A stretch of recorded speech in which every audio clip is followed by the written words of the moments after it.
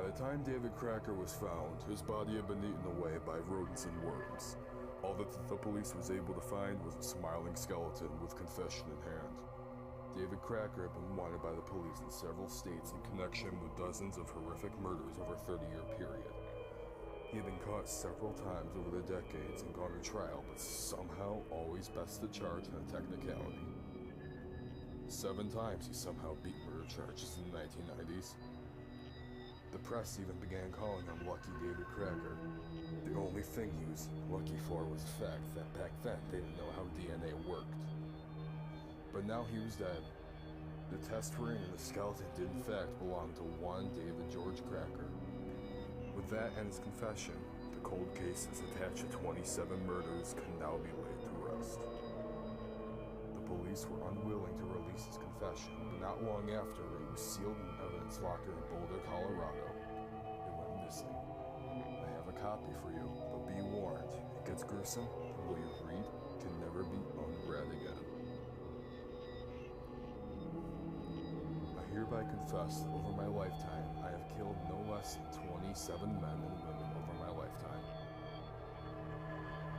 Their names were Herb Cracker, Mary Jones, David Valentine, Casey Blanche, Sarah Spears, Wayne Smith, Doug Brent, Heath Marshall, Jeff Corduroy, Heather, Princess, Max Welsh, Kylie Welsh, Hannah Welsh, Ernest Welsh, Andrew Smith, Jennifer True, Amanda Style, Belinda Green, Donna Cracker, and 7 individuals that I never learned the names of.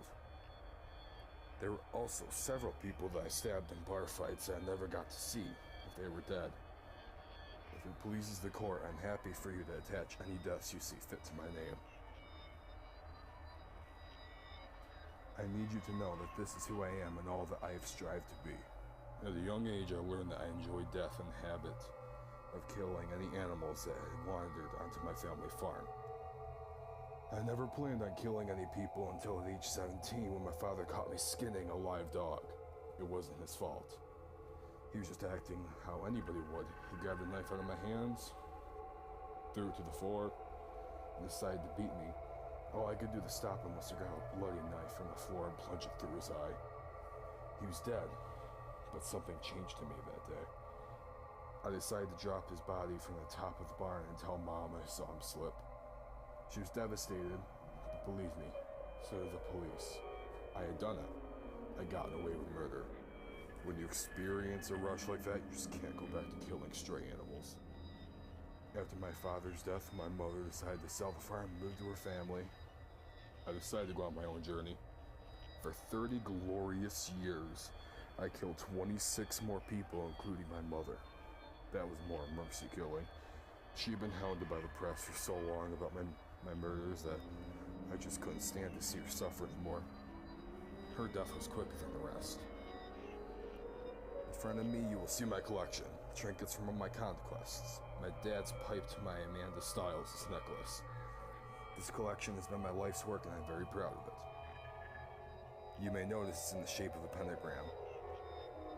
In my time, I've used guns, knives, hacksaws, power tools, and all sorts of methods to kill my friends.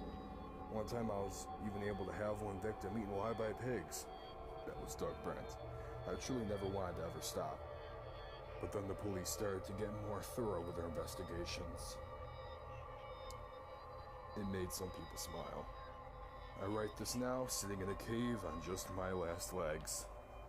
I decided I wasn't ready to die just yet. Hell would be too hot for me.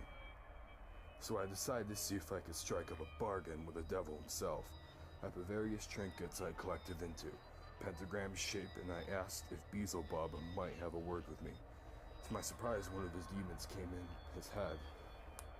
I explained my point of view. They had sent so many souls to hell that I would like to keep doing so instead of just wasting space in there.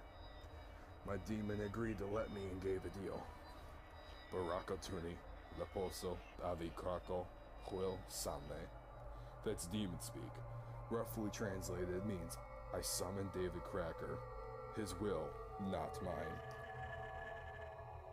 The demon says as long as I can get someone to remember me and read the incantation, I can visit them that night and send them to hell.